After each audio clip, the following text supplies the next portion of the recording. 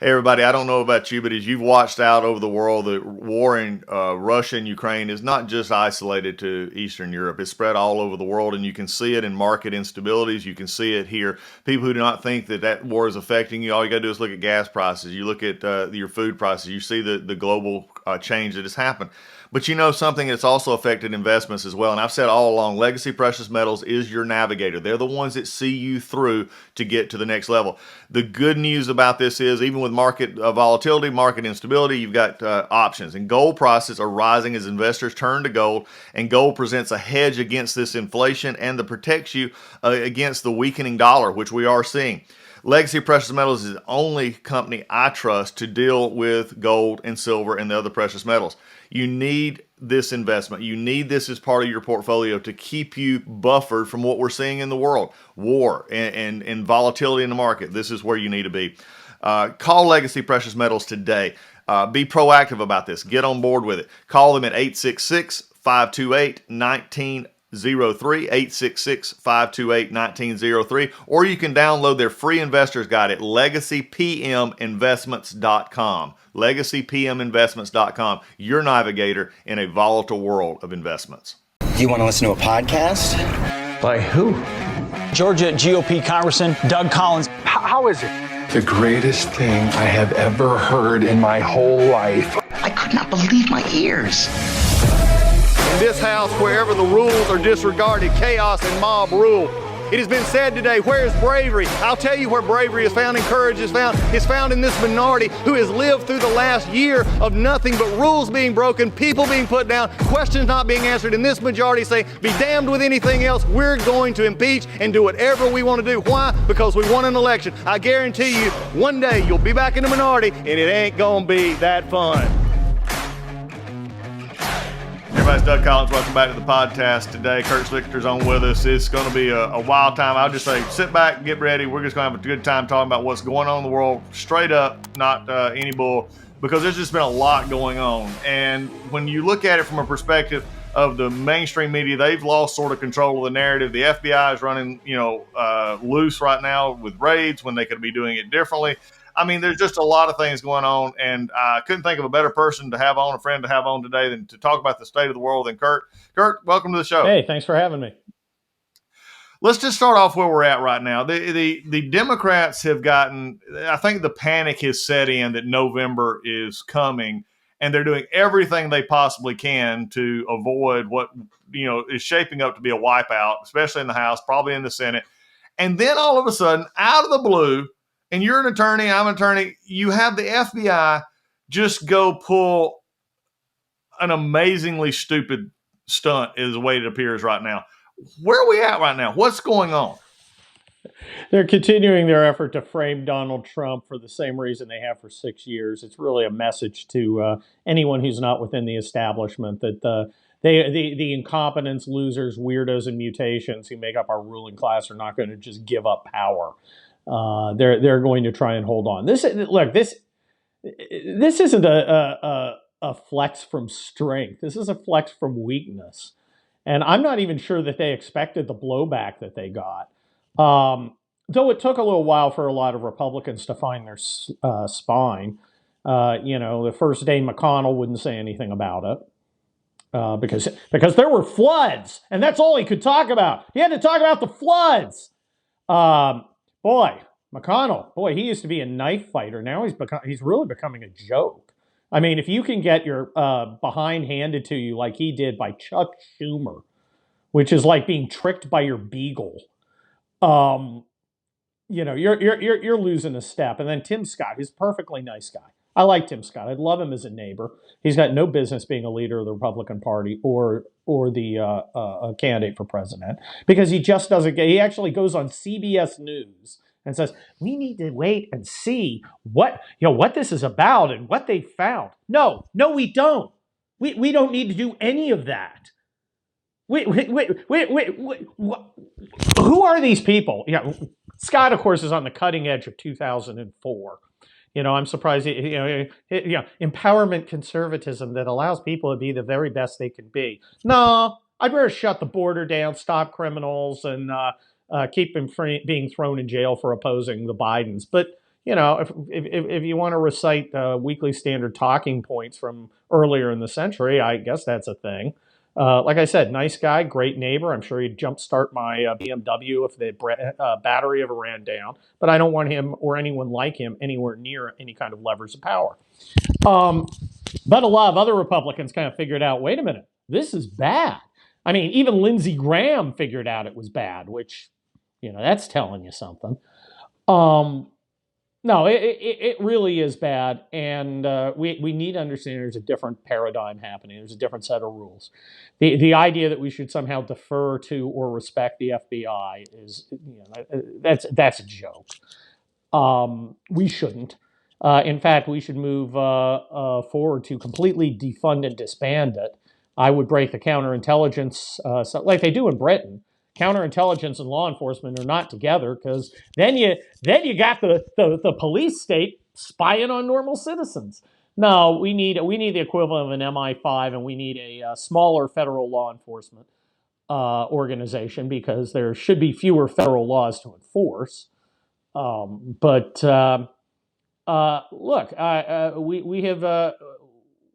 we've got to follow up on this. This just isn't going to go away. The rules have changed, and the other side must suffer. Yeah. Well, in looking at that, Kurt, especially from law enforcement, just the absolute, different standard. And I've talked about this a good bit. We did a podcast yesterday on this two-tier justice issue, and I think this is where the FBI is missing it. And I think it's playing to us and conservatives who've been screaming about it for years, and we've talked about it, because now you have a direct correlation. Donald Trump, and rightfully so, can say, look, they went into my private home. They didn't have to do this. But then the standard was Hillary Clinton's emails. Hunter Biden's out there, with drugs, prostitutes, naked, and a gun. Nobody does anything to him. How do you get to this level of tone deafness at the FBI? Well, look, it's not tone deaf. They know exactly what they're doing, and they thought they would get away with it. The thing is, we need to keep pointing out the hypocrisy to normal people who aren't paying attention and whose normal sense of justice, repels them from this sort of thing. But among us conservatives, I don't want to hear any more about, the hypocrisy of the FBI. I don't want to hear it, because that's established. I want to hear how we're going to destroy the FBI. I want to hear how this accursed agency is going to be disbanded and defunded. And I don't want to hear any more good apple crap.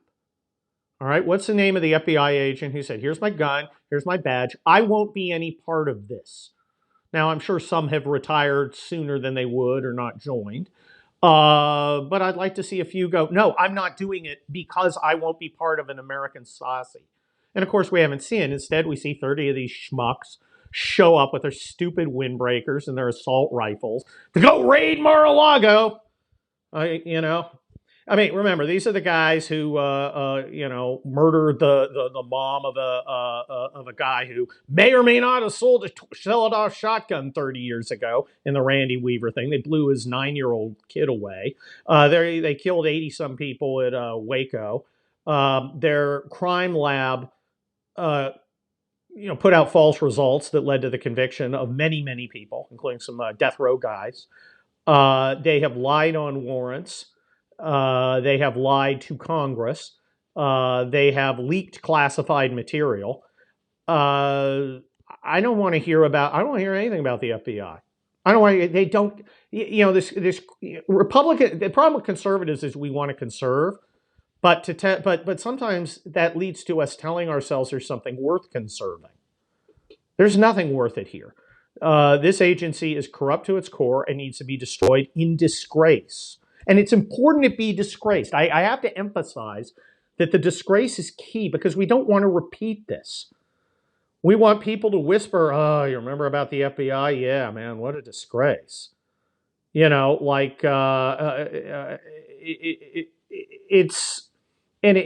got to go. And I think I think we're going to win the elections in the short term. I think we'll get the Congress. I think we'll get the Senate. I'm going out to speak for Adam Laxalt at an event this weekend. I think he's going to win. I think we'll get a three, maybe 4 seat majority in the Senate. I don't buy the whole, oh, Joe Biden's coming back. Inflation's only 8.5%. Yay! I'm not buying any of that. But the Republicans have to understand what time it is. And I keep coming back to that, but there are a lot of guys in Congress who don't want to go in there and defeat the enemy. They want to go in there and play clinky with the John Boehner. Ooh, let's go have a steak at the Palm with the guy for the Industrial Corporation, LLP or whatever. That's just not going to work, and we're just not going to tolerate it. And you see guys like Kevin McCarthy, who would much rather be calling donors and schmoozing them, having to put out statements like, "Oh man, we're going to get you." Well, I don't think he's going to have any choice. I mean, as much as they'd like to go back to as much as I'd like to go back to business as usual, the base ain't going to have it, and you're going to see a bunch of new guys in Congress. J.D. Vance, Blake Masters, even guys who the establishment likes, like Adam Laxalt and Eric Schmidt. These guys are based. Schmidt just sent a letter to the FBI. The FBI said, well, we're going to come audit the concealed carry permits at some sheriff's departments in Missouri because I guess they don't have to investigate any more hangman nooses at NASCAR garages. I guess there's nothing else going on. And, Eric Schmidt says, no, you're not going to do any of that. I mean, even the establishment guys are getting more based. So as much as I like the Tim Scotts, and I don't mind one or two Tim Scotts, because I'd love to live in the world of a Tim Scott. That would be nice. But this ain't that world. It's going to take street fighters to get us there. And then, of course, they're going to look back and go, well, they were a little extreme and wild. Don't look for any thanks for fighting the battle once we've won it. Just understand that. Well, I think that is the fight. I mean, and this is the problem we've seen all along, and it's something that I think that, and I've talked to many members, current members, and going back in, I say, look, you got to push it, and Josh Hawley had a comment. I'd love to hear your comment on this. Josh Hawley made a statement the other day. He said, look at what he said, I've hated everything they've done. He said, but look at what the Democrats did with a 50-50 Senate. He said, they passed all of this stuff because they stuck together. He said, we don't ever do that. He said, we've got to push it to the edge so that we get what we want. And everybody's just got to, basically what he was saying is everybody just needs to suck it up and realize that we're here to make change, not to get along. Well, yeah, I mean, that's going to take a much bigger majority. It's going to take a decent sized majority. I mean, we're split down the middle, and I got to give McConnell credit for keeping the 50 people together. I mean, he keeps a coalition from Susan Collins all the way up to Josh Hawley together almost all the time. So he should get some credit for that. But he's got to wake up too. He's got to get his old get his step back, because he's kind of losing it lately. I mean, getting rolled by Schumer like that was just, what are you doing? Going for gun control? Unbelievable. Well, it was amazing. I've always said it was going to be Build Back Manchin, all this stuff. Manchin was playing the cards over there. And it was interesting when McConnell came out and said, we're not going to give you the CHIP Act. Manchin went silent all the time, doing everything behind the scenes. And the minute they got the chip, Manchin all of a sudden reappeared. They got played. They got rolled. We need to emphasize, Mitch, you got humiliated. He made you their bitch. Okay? Mitch the bitch. You got humiliated. You got pants by Schumer. You ought to be embarrassed. I think he is embarrassed. I think he's deeply embarrassed. But there was a time when you wouldn't want to embarrass Mitch because he'd get you. They're not afraid of him anymore. That's bad. Well, and that'll be interesting to see if he actually pops back up. One of the interesting things out of this past week, and especially the things coming up, and all the, look, the media can hyperventilate about, there's not going to be I actually read somewhere they said, instead of a class 5 hurricane, it's going to be a class 3. I think they still got problems. But one of the things I think this past couple of weeks has actually done, though, is I think that the 2024 field now, it's Trump's. Everybody else it's only if he doesn't run. This raid, if the FBI didn't want it or wanted it, however they thought it was going to play out, it did that. I don't look. First of all, this movement is not Trump's. Trump just is the avatar of it.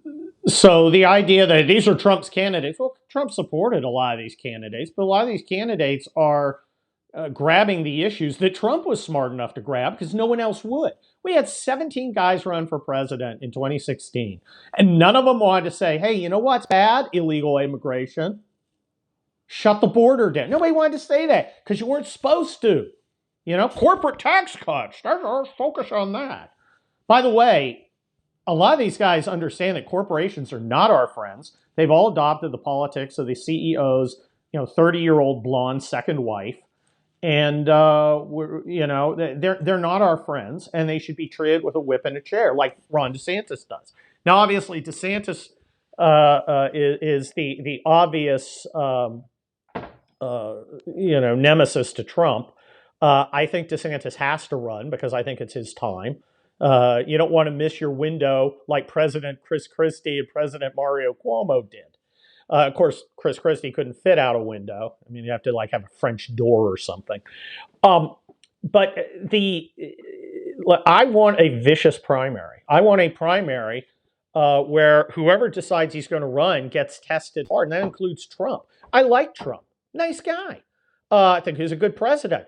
I am absolutely unsentimental about him. I don't care if he's president again or not. I want the guy who is best for us. Politicians are fungible. They are disposable and expendable. I am uninterested in the personal insult that he suffered by, all these attacks on him, the election nonsense, which was bad. I was part of the election response team. None of that interests me. I'm interested in only one thing, which is defeating the enemy. And if Trump is the strongest guy to defeat the enemy, then I'm for him. And if he's not, here's a gold watch. Thanks. Move on. Next. And I think more Republicans need to be unsentimental about it. Trump needs to be tested. There's no coronation. His personnel choices were disastrous in many cases. I mean, it's easier to think of the three good guys, the Rick Grinnells and the Robert O'Briens, and that is all. Maybe Matt Whitaker. Has he learned anything? Does he still talk to Maggie Haberman? Has he learned from that? I mean, if he's still talking to Maggie Haberman, that tells me he's not learned anything. That's a strike against you, Mr. President. Like I said, I am unsentimental about it. If he's not going to learn and improve, I don't want to deal with it. I will need somebody else. And Ron DeSantis, I like a lot of things I've seen about him. I don't know that much about him. What's he think about foreign policy? What's he think about Ukraine? I'd like to know. What's he think about how we deal with China? What would he do in Taiwan? I'd like to know. And maybe he's got bad ideas, because a lot of people have bad ideas about these things. Do you think you've seen it, Kurt, on both sides? I mean, I'm going to say liberal, but we're conservative. That we've gotten too attracted to the shiny object. One good quote, one good thing, that we don't do what you just talked about, and that is dig in, to what candidates believe, what they think. And I think that's something I saw in Congress all the time. Is you had some people who could talk about maybe one or two things, but there was no breadth of what I call personal. This is what I believe. This is why I believe it. How can we do that better? Well, look, there's two kinds of guys. There's the guys who are going to drive the engine, who believe things and know why they believe them.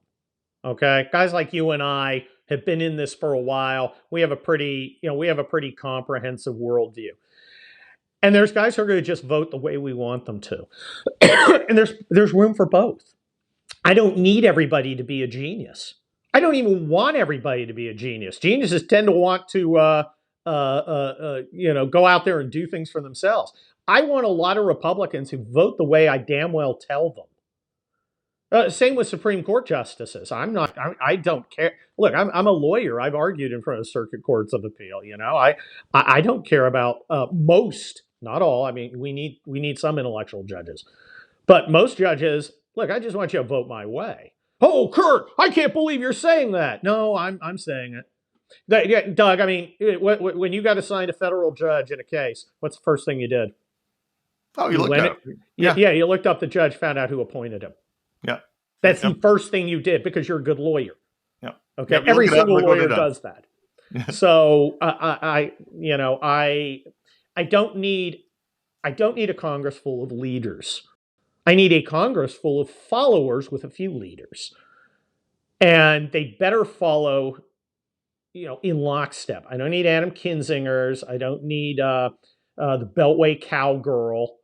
I don't need Pete Majors or any of these other guys. Nancy Mace. You either get on the team or we're going to smoke you. And you're going to get primaried. And I love watching this one in Washington got beaten by Joe Kent. She voted for impeachment. You don't get to vote for impeachment. Well, you see, Donald Trump did it. No. You're doing it wrong. The enemy decide they want to impeach the guy. So you don't go along with it. I don't care. I don't care if he's got a hatchet that's dripping with blood and he's walking out of Lizzie Borden's house. All right? This is not, we are not here about Trump's a good guy or a bad guy. We're here about the future of our country. Well, and that's what we're saying. You went into the justice. I think one of the things if you look at it now, the left's just hysteria over the last few months about the courts and the Supreme Court in particular, which is Trump's. There's a lot of accomplishments in the Trump administration that nobody thought would happen, but the courts won up. The courts is the biggest. Yes, it's huge, and it provides the foundation, the springboard for the attack to come. But we've got to attack. The idea that there's been Republican majorities with a Republican president and NPR continues to get funded. Okay, that makes us an essentially unserious party. You're giving money to your enemy. And I think the problem would be, the Tim Scott guys. And again, I like Tim Scott. I think he's got a great story. He's a nice guy. There's a place for him. It's just not in leadership. And it's not setting the pace. But the idea that you are somehow morally obligated to give money to your enemies and not exercise your power to counterbalance their exercise of power against you. There's this weird conservative notion. You see it from the National Review types. Ron DeSantis can't use political power against a giant corporation. I mean, it can use its own political power by funding the enemy. It can use its economic power. It can use its cultural power to essentially gang rape your constituents, but figuratively. But you can't possibly use your power, which is incidentally given to you by the people voting for you, to resist that. And I never get good explanation why, except, oh, well, I never, and then like various pearl clutchings. That's not who we are. That's who I am. Well, and you just brought this up because I saw this a lot in Congress, and it's sitting there is that it was this whole idea that, and I remember this being there, that some of the first answers we got a lot of times from leadership on why we couldn't pass something was, well, the Senate won't go for it. Well, the last time I checked, that was a different body. Let's pass the most conservative thing we can pass. And if it's 98% of what we want, it comes back at 88%, then we'll make a decision. But this idea of starting at 70 and getting it back at 45 is a whole problem. Well, look, I mean, the House of Representatives, I don't understand why it's like the more submissive body. They're co-equal branches, although no senator will ever say that. And by the way, I've never met so many people with so much amazing self-regard with so little behind it, with some exceptions. I mean, Ted Cruz is like won 9 Supreme Court cases. I'm pretty impressed by that. Okay? I'm pretty impressed by that. But a lot of these guys are just hacks. And they haven't done much, just bored rich guys. So I don't understand why the people's representatives, as opposed to what should be the state's representatives, and I sure wouldn't have a problem with undoing the 17th Amendment, but that's a whole different story. I don't understand why the people won't take the lead on this stuff. The thing is, it's easier for the House to take the lead because the House Majority Leader just says, you're going to do, the Speaker just says that you're going to do this, and it happens. And if you don't believe it, just look at Nancy Pelosi. Well, I mean, let's be honest here. Yeah.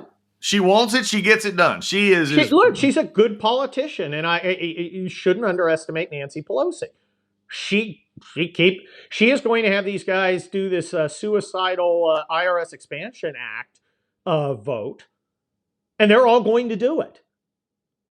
They're all going to do it. And just like they all did it for Obamacare, and we crushed them. And I think we're going to crush them on this too.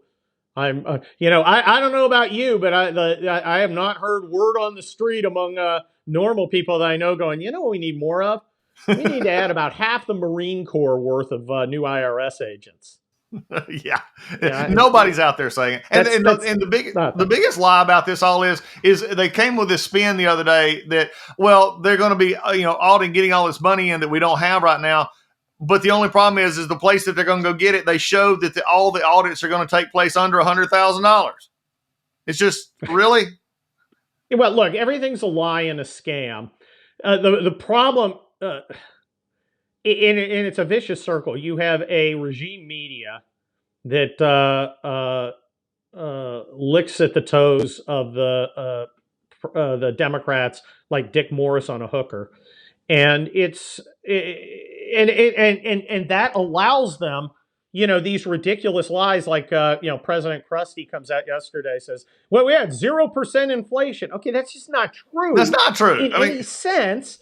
And you would think that somebody in the mainstream media, if we had one, would point that out, but they won't.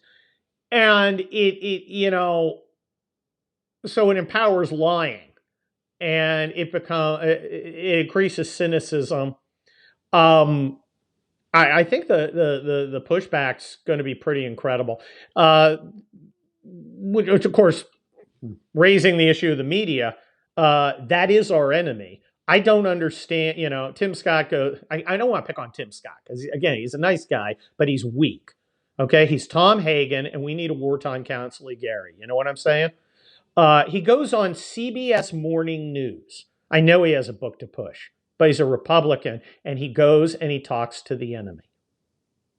He goes and talks to the enemy. Why are you helping the enemy? If you're not there to burn everything down, then you have no business talking to the enemy. Well, we have to talk to other people and build bridges. No. Bridge over River Kwai. Be Alec Guinness. Wake up and push the plunger and blow the bridge to hell. Yeah. Speaking of blowing stuff up, your Army background, I'm Air Force background with military background, both of us in for a long time. I've been in plus 20. You were in as well. The question is up now, and I want to switch gears here a little bit and switch that because I'm very concerned about what we're seeing in the military. Number one, the Army is nowhere close to their limit. They've actually took a division off the table. So we're just not even going to fund these this year. We're taking a whole 12,000, almost a division or plus. We can't put them. Well, look, and you know why? It's guys like me saying, don't join the Army. 40 or 50% of soldiers are legacies. I'm joined because my dad was in, and my grandpa, right, and my cousin was in, and my neighbor was in. They're legacies. They're joining not because they want to enjoy the great conditions and great pay, but because they want they want to be part of that tradition. They want to serve their country. They want to prove something to themselves. They want to be a member of that elite. And only a small portion of Americans are. And those of us who've already done are saying, no, don't do it, because they've betrayed you. They betrayed you by lying about our strategic threats. Our strategic threats are not the weather and whatever white nationalism is. I don't know about you. I've been around a lot. I've been to 48 or 50 states. I don't know if I've ever met a real white nationalist. I have a feeling if you put them all in a wood chipper, you probably wouldn't fill up a Ford van with all the actual white nationalists in America. And, it's a worthwhile experiment, don't get me wrong, but this is just not the biggest threat. The biggest threat is China, North Korea, Iran, Russia. Nation states who hate us. I know I'm kind of being a little traditional there, but, tradition works. So we're not focused on the real threat. Our troops are not taken care of. What happened in Afghanistan was a freaking disgrace. I happen to represent as a lawyer one of the families of one of the guys killed. I was there when the Marine came and briefed the tactical situation, the report. Right. And I can report to you guys that tactically, the battalion level, the Marines performed nearly flawlessly, but they were completely Right. set up for failure by higher headquarters. Absolutely. It was a disaster. Now, of course, the Marines didn't brief that. They said, we're just talking about the battalion. But, if your battalion is put next to hundreds of unvetted, I mean, physically next to hundreds of unvetted Afghans, one with 720 ball bearings surrounded by plastic explosive, is going to wander up. And that's exactly what happened. We knew about it. We could have set the infrastructure up for an evacuation, and they didn't. Absolute disgrace. The wokeness, the lack of combat readiness, the total unserious. Look, if you have, Transgender Pride Month, you're not a serious organization. That's not a serious wartime organization. Chinese are serious.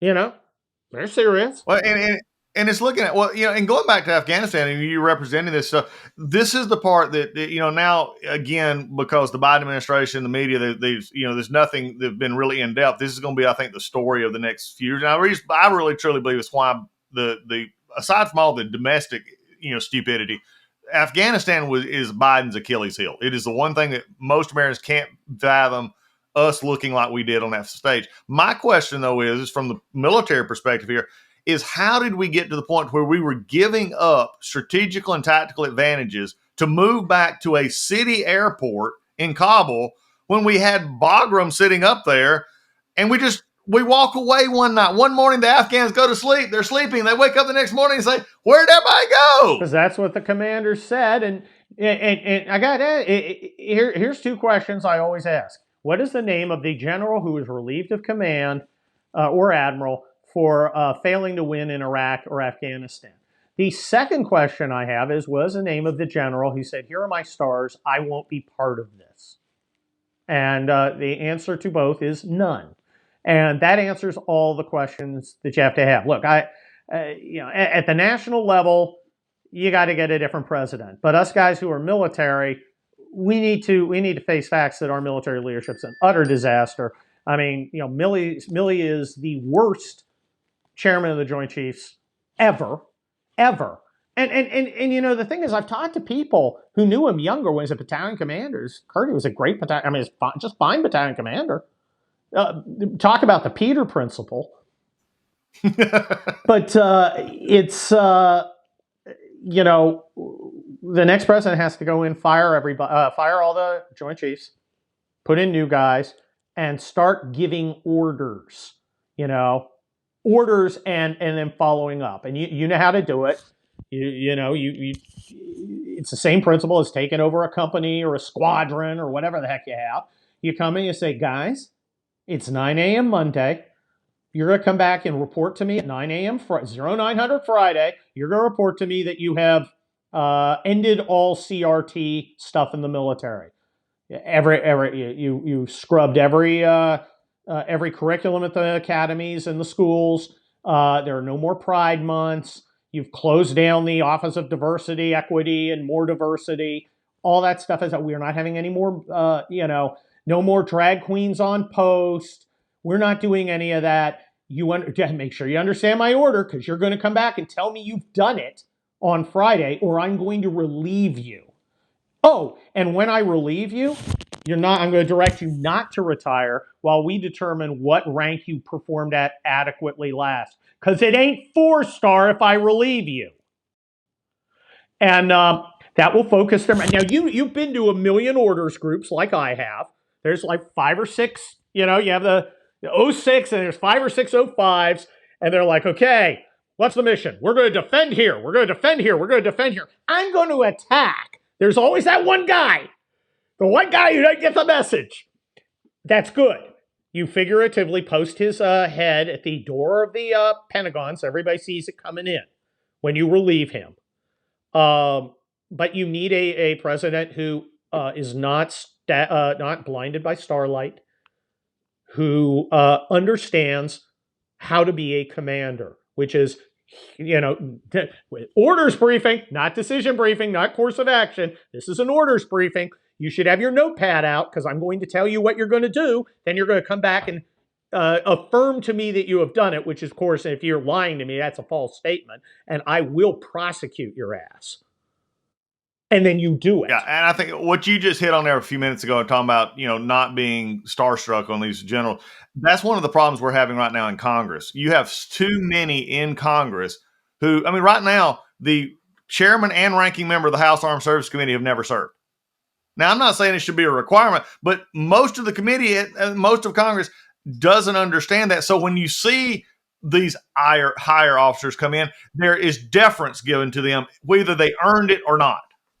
At one time, they maybe deserve, right after Gulf War. Yeah, I would say they deserve some respect. I was there. They were pretty impressive. They did a really good job. They haven't unequivocally won a war in 20 years. Okay. When they come in, it's not, these guys, these guys are a football team that's, heading towards the end of the season, and they've got 0-14. Okay. You're not, we're not worthy. It's like, why do you suck? Yep. And I like that there are a lot more military people coming into Congress. One of the I think we need a good mix of good mix. Junior officers, NCOs, and fairly senior guys. But they got to understand, the generals put their pants on just like us, except someone brings them to him in the morning. So he doesn't lose them. It's been a long time. General, you've got a lot of medals there, but I don't see a lot of victories. I see a lot of disasters. So I'm not impressed by your performance. In fact, you should be embarrassed. Why are you coming here telling me this is the greatest fighting force in American history when that's demonstrably false? Why are you saying that? Do you believe it's true? Do you believe that the American military now is better than the American military of, say, March of 1991? If so, explain to me with evidence why you think that and not cliches. Remember, you've seen the same thing. You see guys who are unbelievably brave on the battlefield. Milley, my gosh, he did it. He got shot at. He shot people. He was very brave. Then he gets to Washington and he folds like a cheap suit. Yeah. There's a lot going on. Real quickly before we get going here. Next, if you were to give a call to conservatives so that we get ready for November in a succinct Kurt Schlichter way, how would you do it? Well, to the people or to the Republicans themselves? Look, we have to get activated. We can't take this for granted. We are seeing the perfectly predictable, hey, Biden's back. Biden's never coming back. That guy's too far gone. We can't let ourselves be fooled. We can't let ourselves be distracted. We have a lot of great candidates. We have history and historical wins in our favor. I think we're going to do very well, but we've got to run up the score. And we've got to have a decisive majority both in the House and the Senate. When we get there, we need to understand what the House and the Senate can do. Now, I still remember civics. The House and the Senate, with the numbers we're talking about, can't pass laws on their own because they can't overturn a veto. So the only thing that we can do is stop bad things from happening, conduct vigorous oversight, and compromise where we can. Those are the only things that we can do. And we need to understand. So I don't want to hear, people on Twitter, the Republicans got in and they haven't passed any laws that we want. Yeah. No, exactly. No shift, Sherlock. No, they're not going to. We need to be realistic about what we can do. And, by saying, we can't wave a magic wand and bring laws into effect when, we got that crusty old puppet in the White House. And, frustration makes you stupid. And so that's why I don't believe in it. And that's why we're at. Folks, if you want to get it straight, you're going to get it from Doug and Kurt get together. We're just going to talk about it, tell it just like it is. And Kurt Schlichter is with us today. Kurt, thanks for being with us. It won't be the last. We'll have a good time. Let's keep it up. I'm sure we'll see each other out on the campaign trails for some of these great candidates. We got to get it in our sights. It is about changing the course of America, and it's about a battle that's got to be fought. We got to be a part of that. Kurt, thanks for being with me today. Hey, thanks for having me, and go help Herschel win. We'll get it up. We'll do it up. All right, folks. Everybody, we'll see you back again with Kurt sometime, and also with me, Doug Collins, on the Doug Collins Podcast. Hey everybody, MyPillow. I just wanted to let you know MyPillow is having the biggest sheet sale of the year. You'll have to help. You have all helped build MyPillow into an amazing company that it is today. And now Mike Lindell, the inventor and CEO, wants to give back exclusively to his listeners. The Percal bed sheet set is available in a variety of colors and sizes, and they're all on sale. For example, the queen size is regularly priced at $89.98, but it is now only $39.98 with our listener promo code. Order now, because when they're gone, they're gone. You're not going to be able to get it. These Percal sheets are breathable. They have cool, crisp feel. They come with a 10-year warranty, 60-day money-back guarantee. Don't miss out on this incredible offer. There's a limited supply, so be sure to order now. Call 1-800-986-3994. Use the promo code Collins, Collins, or you can go to mypillow.com, click on the radio listener square, and use the promo code Collins, Collins. Lisa and I sleep on these sheets every night. You will want to have them as well. They're a wonderful product. Go right now, either 800-986-3994, code word Collins, or go to mypillow.com. Also use the code word Collins to get this discount. You will not regret it.